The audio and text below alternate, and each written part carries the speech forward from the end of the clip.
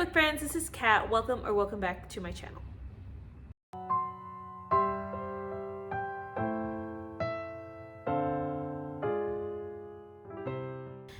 So for today's video, it's in a new location, or rather I am just sitting in front of my bookcase. I like the natural light that's coming from my windows in front of me, and I also wanted to show off my little owls that I got at an estate sale. It's just stunning. I love the what's it called, the details of the owl. It says it's made in Italy, so that's kind of cool, but they are bookends. The other ones are right here, so I wanted to show these off, and that's also another reason why this location. But anyway, you're here for the wrap up. So I will say that I have 10 books to talk about. I finished 10 books in the month of July.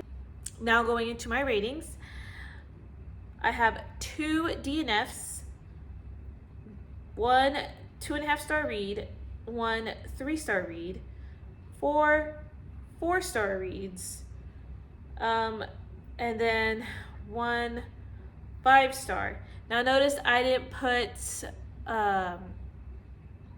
one of those books with a rating, and that's just because I just got done with that book today, so I will mention that book later on. I like to give thorough time to think what I would want to rate the book.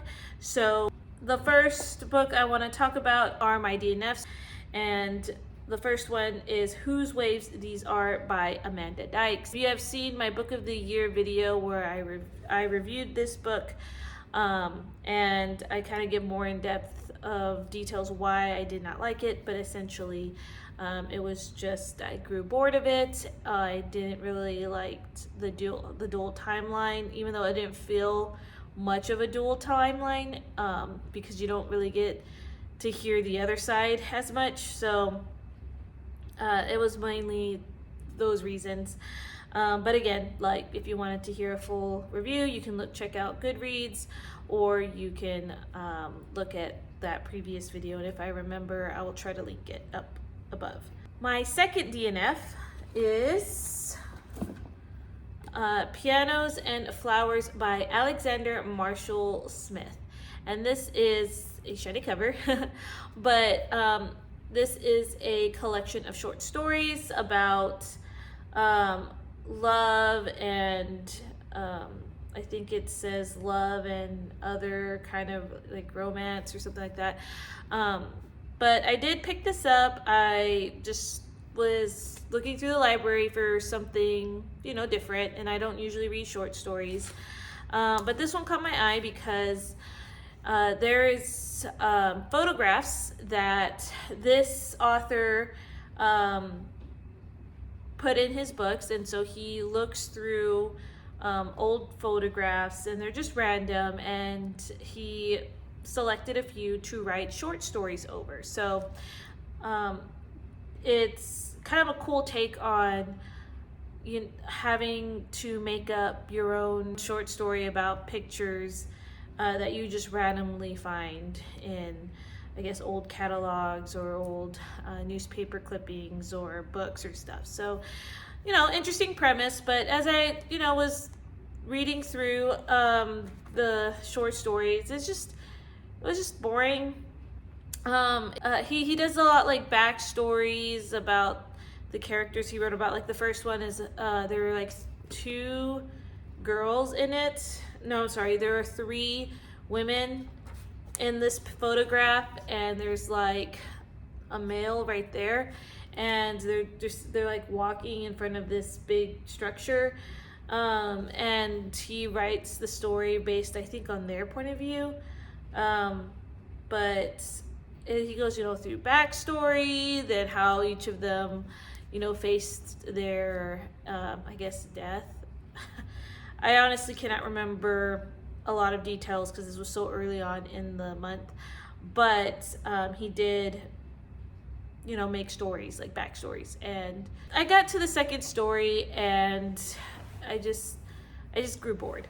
I I didn't care a lot for the writing style. I just felt a little dry, very, it just felt dry. So that was just my opinion about it. So I DNF'd that one. And the second story I wasn't sure how I felt about the second story as much, just because I don't know if it was a relationship that I personally liked, but I decided to DNF it. Okay, so my 2.5 star read, I gave The Austin Escape by Catherine Ray. This is I would say a retelling of Northanger Abbey in a way. I liked the premise. So you have this woman named Mary, and she is an engineer in Texas, and her estranged best friend decides that she wants to go to England to finish, I think it's a master's degree, or maybe it's like a higher degree, maybe a PhD, but in studies about Jane Austen or something of the sort. And so she goes to Regency England. She wants her friend to come. You kind of get a sense like it is an estranged relationship, but you don't know why. So it's kind of got that mystery element to it. And as they're in England, they actually go to this Regency house where they dress up and they can take on the persona of a Jane Austen character, and they get to choose their persona. So really cool concept. And I thought that would be a really nice premise, but I just did not like the main character. I just found her to be very, I guess, annoying in my opinion. Her best friend was or her friend, I don't think it says best friend, but her childhood friend, there you go. Her childhood friend, I thought that she was terrible. And it gives you, you kind of find out why, but I guess I'm not one to like to read about people with a victim mentality. So I didn't like the friend because of this. Even the love interest, I didn't really enjoy either. I just didn't really like how they came together, and like his correlation between both girls were. And it does say in the back too, like the man who now stands between them. So it kind of gives you like a hint. So that's why I gave it 2.5. I found that the last 10 pages I was just skimming through. It was just a lot of that extra drama. She used a lot of technical engineering terms, and then it almost seems like it was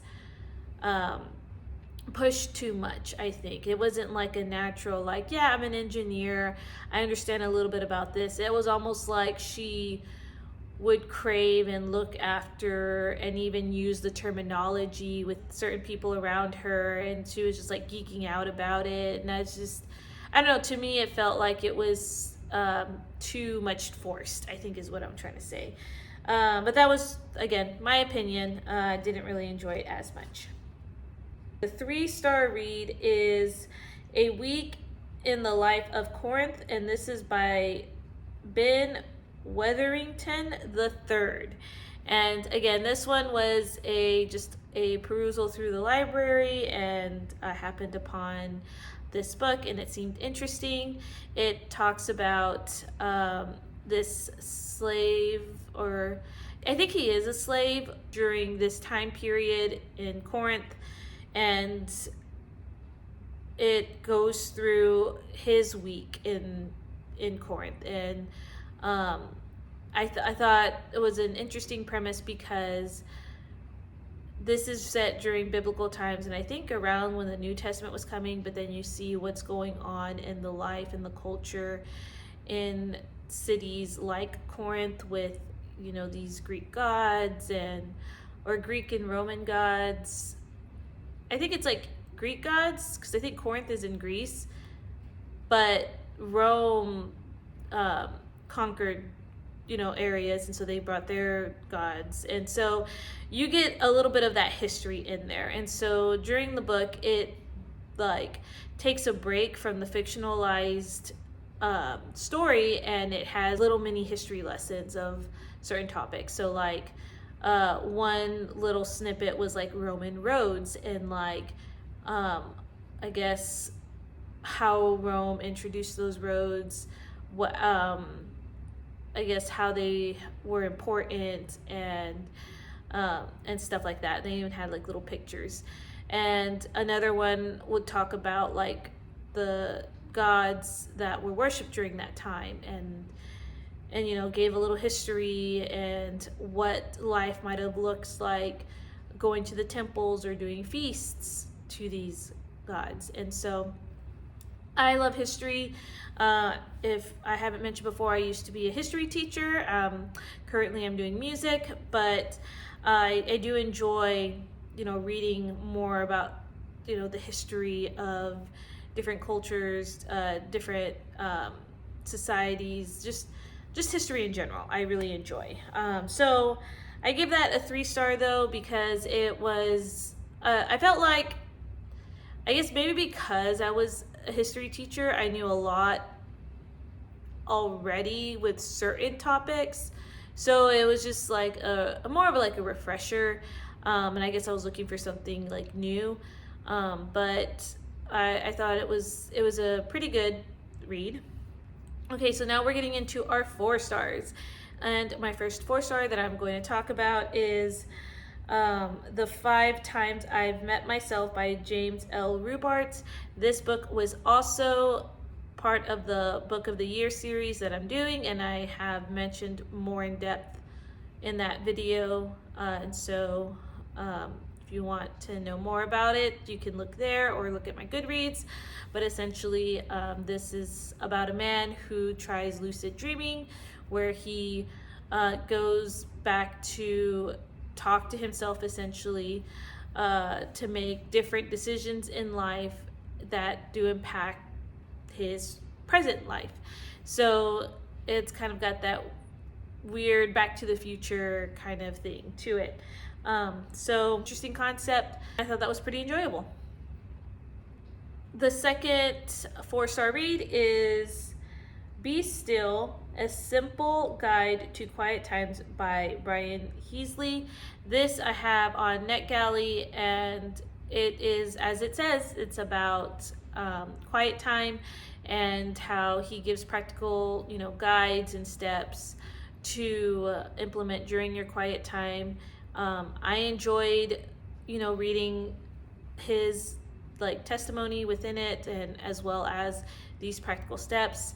I've even implemented some into my quiet time. I find that my quiet times, I have different seasons to where I'm on fire. I love doing my quiet time. And then I have other seasons where it's like getting me to try to do it.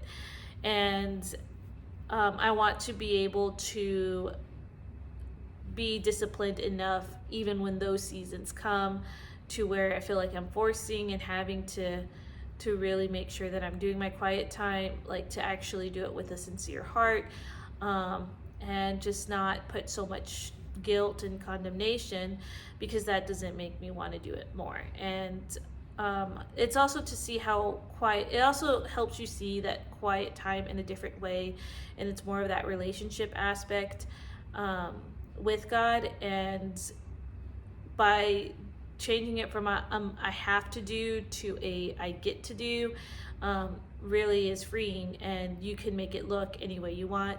I know a lot of people do Bible journaling, and that helps with their study time within the Word, and I think that's pretty cool. With my quiet time, I have such big ambitions of what I can do instead of just being, and so I think this book helps with the practicality of it, and I enjoyed reading it. I wished I had this more so as a physical copy. I find that I don't tend to like ebook, so I did read this on ebook, so it does put a strain on my eyes afterwards, but I would suggest, if you could, physical copy of this book. would be your best bet if you're like me and you don't really like to read ebook. Plus, nonfiction as an ebook is hard. I like writing in my nonfiction to underline certain points, so that would be another thing.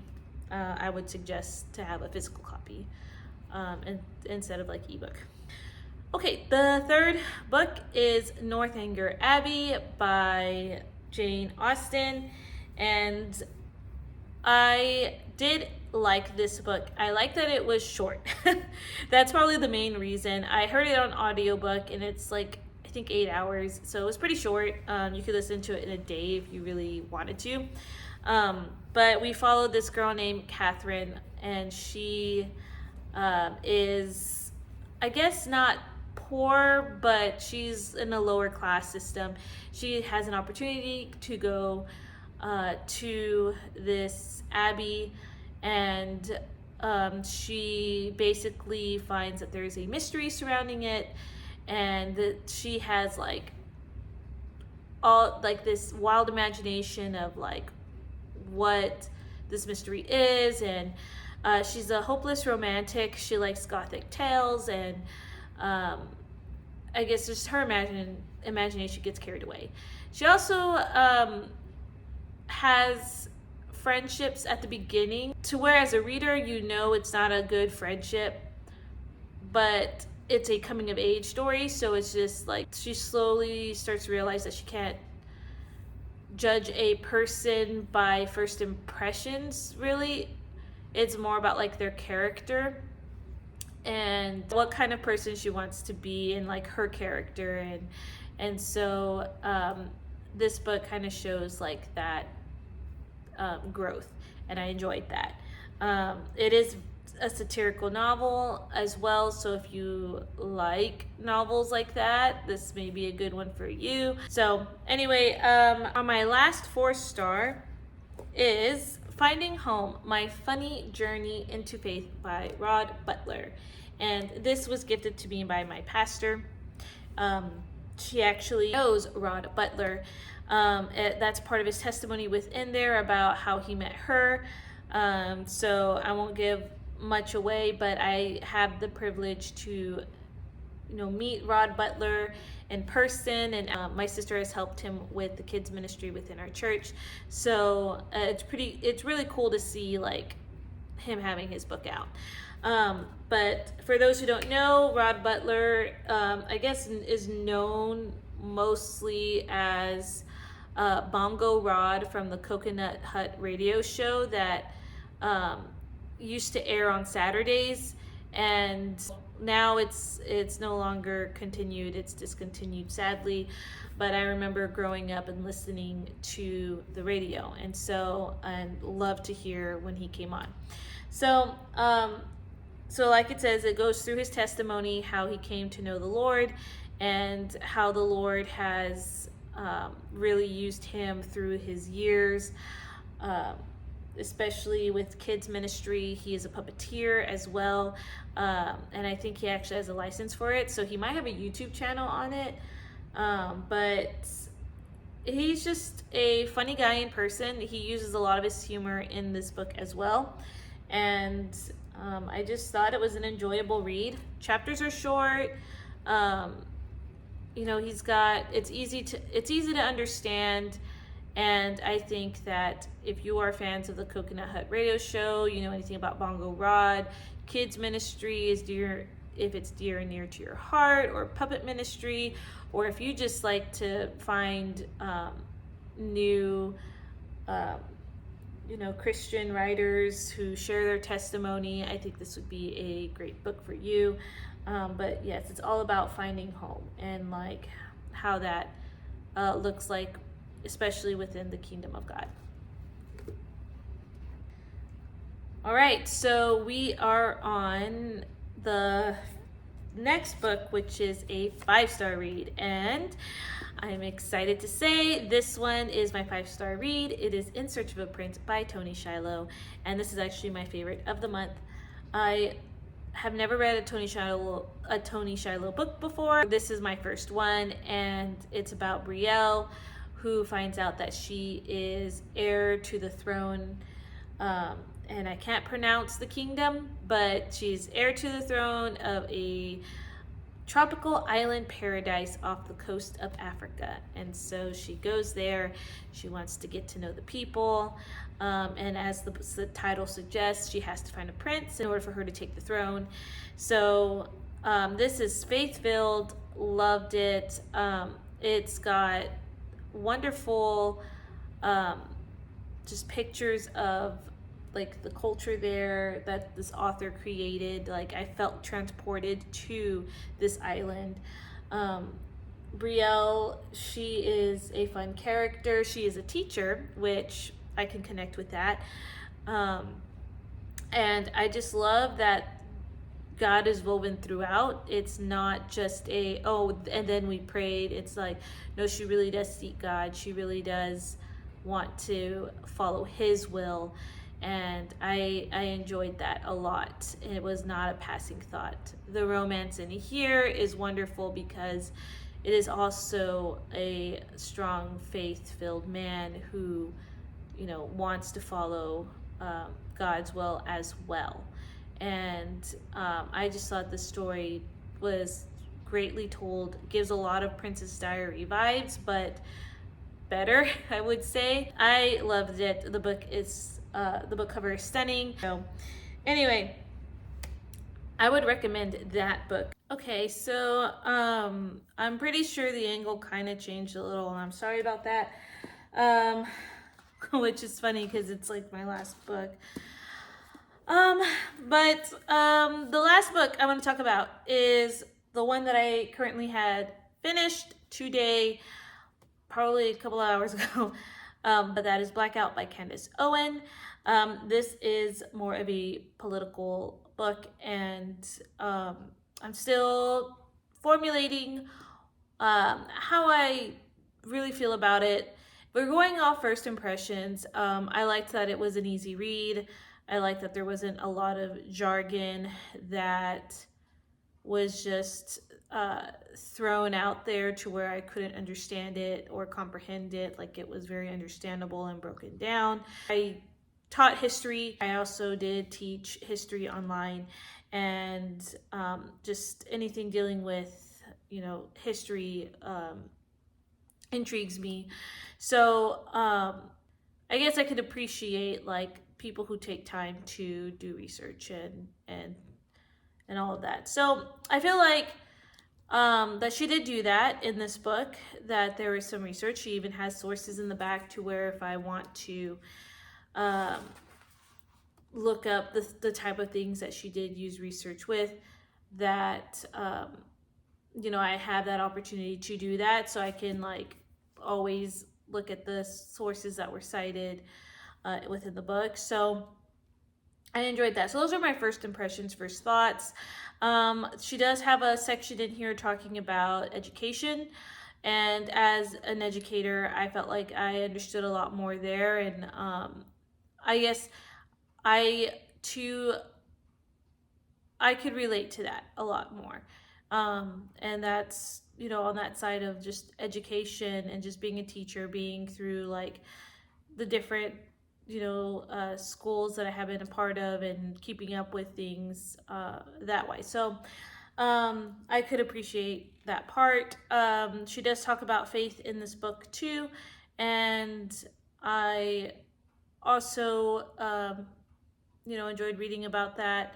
So there are some things there. And I get that when it comes to political books and everything, I know like there are a lot of polarizing opinions on things. I'm always one to look at both sides, and then I really lead off of my convictions of just my faith and what the Bible does say, or really looking towards the Bible as truth. And so when it comes to that, that's how I choose to look at things through those lens, that heart of the matter. So with that being said, that's how I'm going to, when I pick up books, I want to look at it through that lens. And then, of course, with my life experience as being an educator, my love for history, also going through those lenses as well. So I want to take time to think about this book and really put more of an in-depth, thoughtful kind of viewpoint. And so, again, if you're interested, you could always look up on my Goodreads what my final thoughts were, my final ratings were, but that's all I'm going to say about that book. I'm going to go over my husband's prompts. So my husband last month got Jolly to read a book with an emotion in the title or on the character's face. So he did pick this book, and that is Shiloh, and this is by Shelby Foote, and this is a story about the Civil War. And he actually read this one pretty fast. I think he previously read it, so it was like a childhood book that he picked up. But yeah, the emotions, I mean, there's soldiers here, and like he was saying, this guy has an emotion, sad about this guy's loss. So he picked up for that one. He did complete it. And then he had 2 prompts because he landed on a villain. So he had Cleopan read a translated book, and Poor Provincial Town read a book rated 3.5 or lower. This one was a really hard one. You could find translated books, but they were, the ones that we looked at were rated, like the ones that he was interested in were rated higher than the 3.5. And then we found lower rated books, but you know, they weren't really like translated. So we tweaked this a bit. I said as long as it was under a 4-point-star rating, it would count. And he ended up finding Journey to the Center of the Earth. Oop, there you go. And this is by Jules Verne, which I believe is a French author. And I really hope I am correct on that. But he sounds French to me. Yeah, France. Okay. Good. I thought so. So yes, he is enjoying it. Actually, he's about done. I think he's like at 50 pages away, and it's pretty, like, we're still in the month of July. There is that. I think it was like a 3.8, so it was still under 4 stars, or 4-star rating. So, and then I believe he had gotten a mood read, and he combined the mood read with Tale as Old as Time, read a book with at least 2 timelines. And Katie had a great suggestion, and we would have gotten that book, but as time was running out, he kind of found that his mood was more so like towards playing his new Zelda game that he got for his birthday, and you know, that would count for his mood read. But we also found that it does have like a dual timeline perspective, so he decided to count it for that. Now, granted, I do help my husband a lot with how he could fulfill his prompts. So if you're watching this video and you're like, man, your husband has like some good ideas to fill in these prompts, he does, but he also has help. So I actually was the one who pointed that out, because I do want him to succeed, even though part of me is just like, I want to win the game. I do want him to, you know, succeed as well, and give credit where credit is due, I guess. But since he did read 2 books, and like my husband reading 2 books a month is, you know, it's great, because it used to be he could just do 1 book, and that's just because he's doing a lot of other things. It's not like me kind of just having all this time to read, but just the fact that he did do 2 books, and he, you know, he wants to play his game. Like, who wouldn't want to play, you know, the Zelda game? I mean, I'm not a Zelda gamer, but I mean, he's got this free time now he's back at school, and so you know, his final weeks, before he had to go back to school, he wanted to continue to play his game. So I figured, hey, it's dual timeline ish, that can count. So, but Katie, he is still going to look at that other book if he can find some time for it. I know I'm interested in it. So hopefully in the near future, he'll be able to pick that up. But thank you for that recommendation. Okay, so this video was a little long, and I had to do it in segments. I had to step out for a little bit and get books for another video. So I hope you enjoyed this video. There were, you know, a lot of reads. Every review I do on here, I try to put it on my Goodreads, so that way if you want a more in-depth look at it, you are able to do so. Or if there is a book that I haven't yet rated because I'm just not sure I like to sit on it, I will upgrade it on Goodreads, or at least try to. So there is that. But yeah, I hope you have a great rest of the day. I have another video that I need to gear up and get ready for. It is going to be the Retold-a-thon video, so hopefully that will come up on Friday. That is the goal. You know, lately I've been doing okay on my goals, but I'm excited for that video. And yeah, I think that covers everything. I'm wondering, what is your favorite book that you have read for the month of July? And I will see you in another video. Bye guys.